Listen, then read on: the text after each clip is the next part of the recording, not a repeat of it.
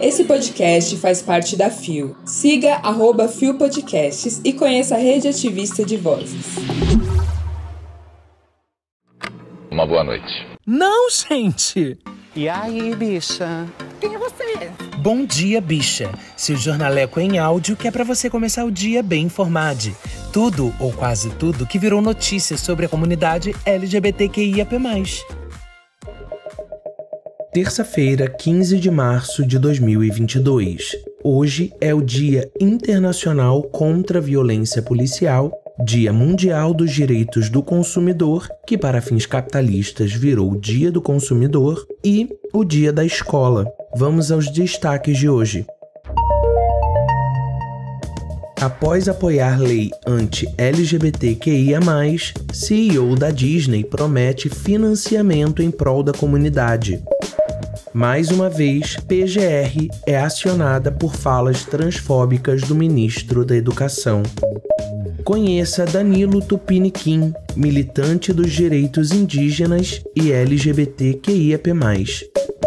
Olá, eu sou o GG e este é mais um Bom Dia, Bicha, seu podcast diário de notícias LGBTQIAP+. Deu no omelete. CEO da Disney fala sobre financiamento à lei anti-LGBTQIA+, publicado em 9 de março de 2022 por Nico Garofalo. Após causar a revolta de fãs, funcionários e acionistas por seu posicionamento em relação às doações do estúdio feitas a políticos favoráveis a um projeto de lei LGBTQIA-fóbico, o CEO da Disney, Bob Chapek, disse que a companhia vinha trabalhando nos bastidores para convencer senadores da Flórida a vetar a lei.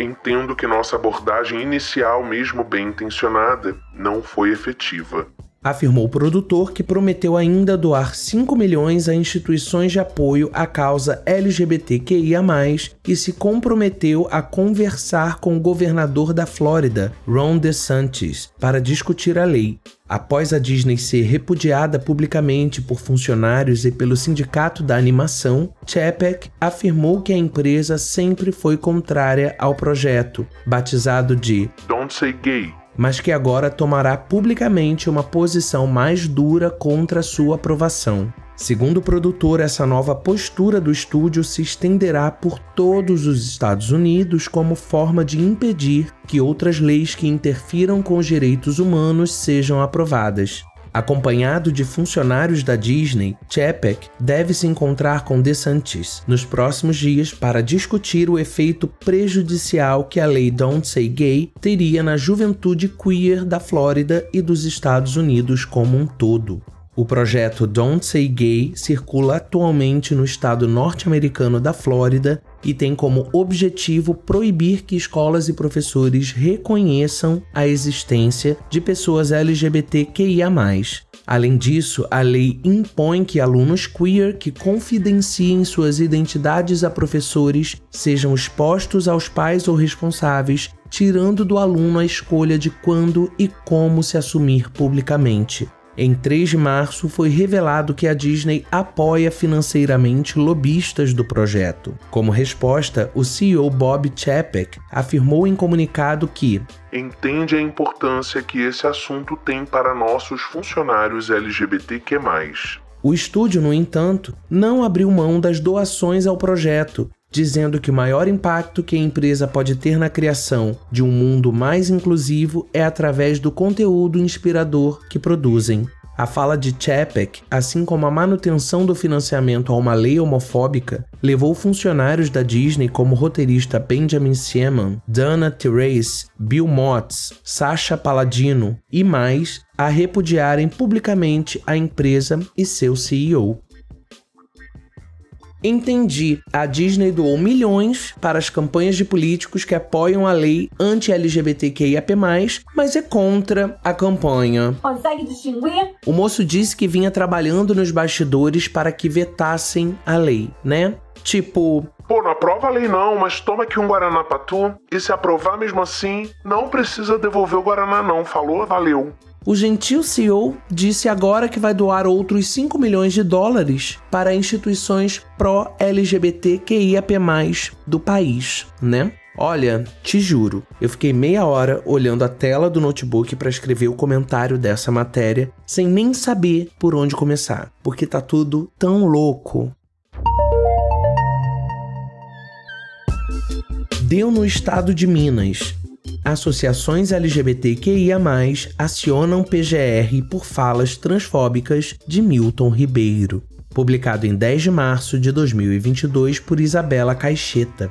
Depois de posicionamento transfóbico do ministro da Educação Milton Ribeiro na terça, dia 8, a Aliança Nacional LGBTQIA+, Grupo Dignidade e Associação Brasileira de Famílias Homotrans Afetivas protocolizaram nesta quinta, dia 10, notícia-crime endereçada ao Procurador-Geral da República para que as falas durante o evento oficial sobre merenda escolar sejam investigadas. Ao mencionar questões de gênero, Ribeiro afirmou que não ensinará coisa errada nas escolas.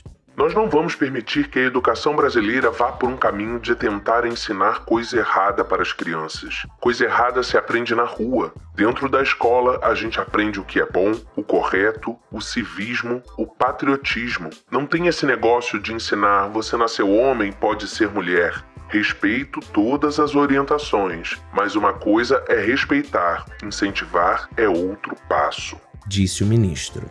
Não é a primeira vez que o ministro faz declarações LGBTfóbicas. Em 2020, afirmou que pessoas LGBTQIA+, vinham de famílias desajustadas, o que resultou em uma ação civil pública pela Aliança Nacional LGBTQIA+, e outras 10 associações, o que gerou a condenação da União por danos morais coletivos. É muito triste que a educação do país esteja nas mãos de alguém que propaga uma desinformação que mata. As falas do ministro afiam as facas que derramam o sangue da população LGBTQIA+. Não toleraremos a discriminação institucional, estaremos sempre vigilantes aos desmandos de autoridades que se julgam maiores que a Constituição Federal. Declara Amanda Souto Baliza, advogada responsável pelas 2 ações contra Milton Ribeiro.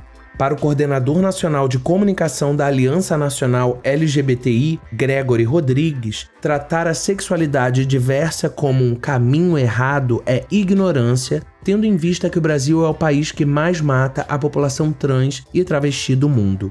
Será que os índices elevados no número de mortes de pessoas LGBTQIA+, não são suficientes para que se justifique a necessidade de se pautar na educação o respeito e a dignidade da pessoa humana? Questiona.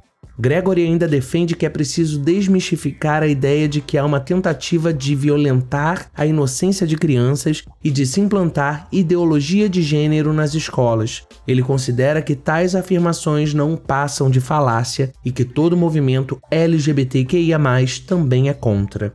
Vale lembrar que o termo ideologia de gênero é usado pelo conservadorismo para descredibilizar e atacar os estudos de gênero, que se dedicam a entender as várias possibilidades de manifestações de identidade do ser humano na sociedade. Todas as crianças devem ser preservadas em sua integridade e ter sua infância garantida em todas as fases. No entanto, é nesta fase que se forma o caráter, e é aí que esperamos que algo seja feito, que sejam ensinadas a respeitar todos e todas, desde o gordinho ao magrinho, do preto ao branco, do gay ao hétero, da trans e travesti, sem distinção, declara Gregory.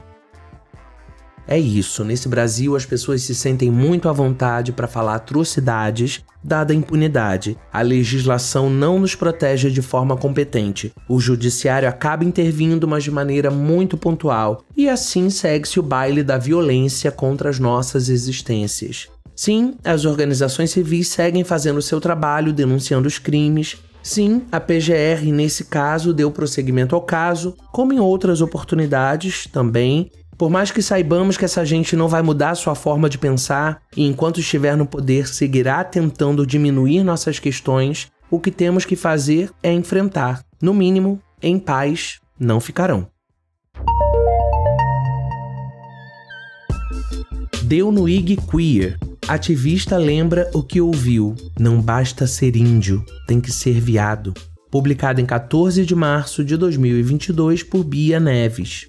Danilo Tupiniquim é indígena do povo Tupiniquim e cofundador do coletivo Tibira, que tem como principal objetivo levar informações sobre temas relacionados à sexualidade, promovendo debates e conscientização. Segundo ele, a questão LGBTQIA+, entre os povos indígenas se difere de uma cultura para outra. A questão LGBT+, dentro das comunidades indígenas é bem diversa, depende do povo e dos impactos causados que a colonização trouxe para dentro de cada um. Dentro das comunidades do meu povo não foi diferente. Nós fomos um dos primeiros povos atingidos pelo processo de colonização e este processo fez com que a imposição da cultura ocidental atingisse de forma negativa em nossas comunidades. Explica. O jovem, que também é estudante de ciência política na Universidade de Brasília, destaca que existe uma diversidade cultural entre os povos indígenas brasileiros e, por isso, a visão de sexualidade varia de acordo com o povo. Danilo afirma que em muitos grupos a diversidade sexual é, ou costumava ser, considerada como parte da cultura ou até mesmo como uma divindade.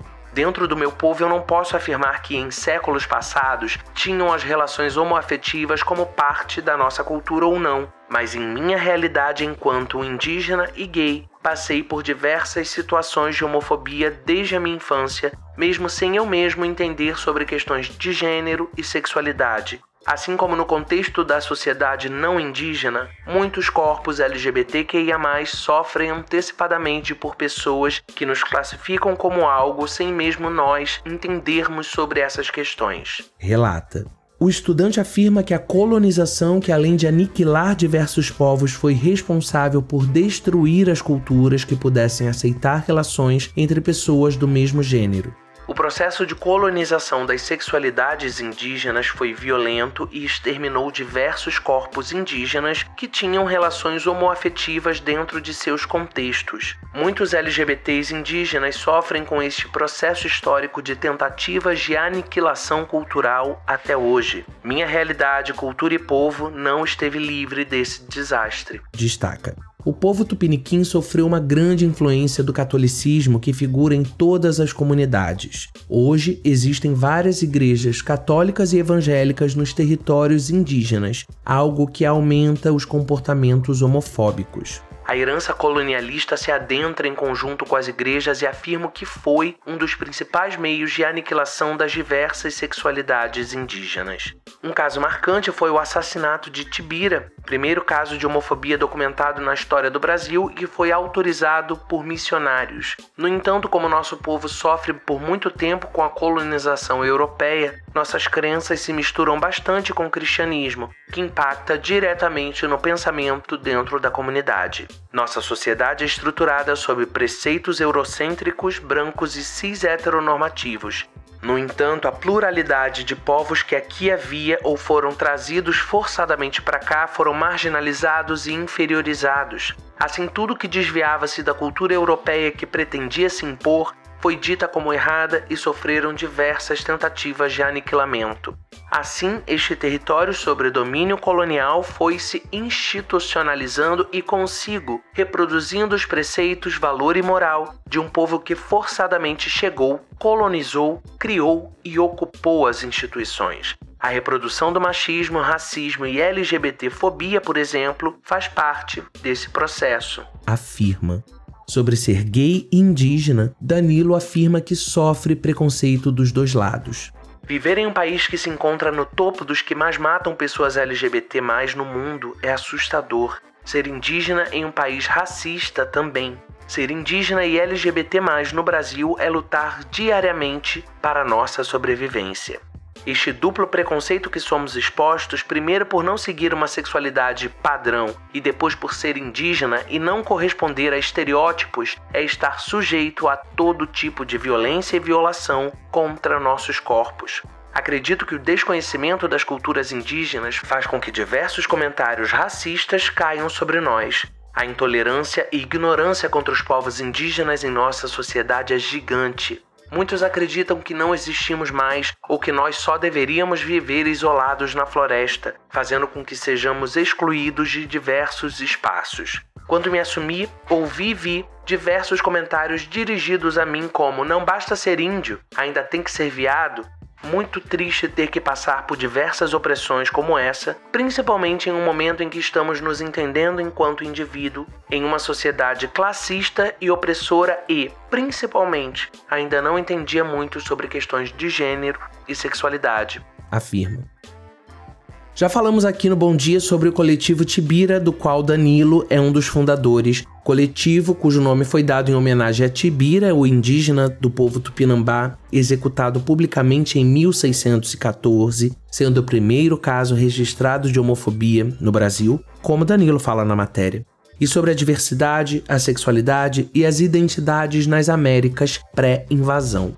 A causa dos indígenas é historicamente negligenciada, sua cultura recorrentemente violada. E quando se tratam de existências indígenas e LGBTQIAP+, a falta de informações, o não reconhecimento e até mesmo o descaso são ainda maiores. Um dos nossos compromissos por aqui é exatamente amplificar a visibilidade de tanta gente, de tantas questões invisibilizadas dentro mesmo da comunidade LGBTQIAP+.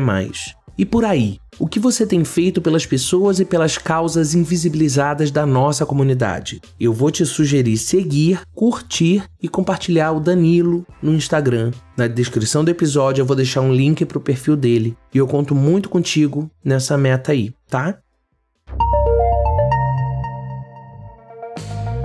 Chegamos ao final de mais um Bom Dia Bicha e hoje, como falei lá no começo, é o Dia Internacional contra a Violência Policial. E aí eu fui pesquisar sobre alguns dados para a gente conversar aqui rapidinho nesse final. Eu coloquei na busca do Google violência policial contra LGBT. O primeiro link é de uma matéria da revista Cult de 2019 com o título Stonewall, a violência policial e os apagamentos. O movimento organizado LGBT nasceu de um caso de violência policial, né? O segundo link é uma matéria da Ponte Jornalismo de 2020 cujo título é Dossiê reúne casos de violência policial e violações de direitos de LGBTs negros no Brasil. No terceiro link, matéria da Folha de 2010, cujo título é Gays são mais agredidos por policiais.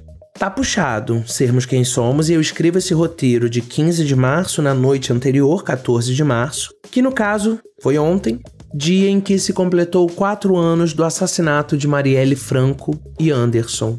Eu tava realmente estranhando o motivo de estar com essa sensação de má vontade de escrever o roteiro, sei lá. Aí chegando aqui nesse ponto, lembrei que Marielle, mulher preta da comunidade LGBTQIAP+, foi assassinada e o caso tem como réu um PM reformado. O caso segue sem uma conclusão. Eu vou deixar esses links da minha busca no Google na descrição do episódio em links complementares. Alerta de gatilho, suicídio, então por favor, se você é sensível ao tema, não siga a partir daqui, tá? Te deixo um beijo, te espero amanhã, às 6 da manhã, com mais um episódio do Bom Dia Bicha. E no exato momento em que escrevo o roteiro, vem a confirmação do que já circulava à tarde, ainda com ares de boato no Twitter. Paulo Vaz partiu. Paulo era marido do Pedro HMC do canal Põe na Roda. Até o momento da gravação não houve confirmação da causa, mas tudo leva a crer que trata-se de um caso de suicídio. E o motivo teriam sido as mensagens absurdas e transfóbicas nas redes sociais após Pedro postar um vídeo de sexo oral. No episódio de amanhã traremos uma matéria mais completa e, se for o caso, eu farei a correção dessas informações que eu tô dando aqui agora. Eu só quero aproveitar para deixar aqui o alerta. Cuida bem da forma com a qual você se expressa nas redes sociais. Seu hate pode custar a vida de uma pessoa. Não seja uma pessoa desprezível. E não alimente esse comportamento nojento que destrói a saúde mental e a vida das pessoas. Tenha responsabilidade, tá? Amanhã a gente está de volta. Um beijo.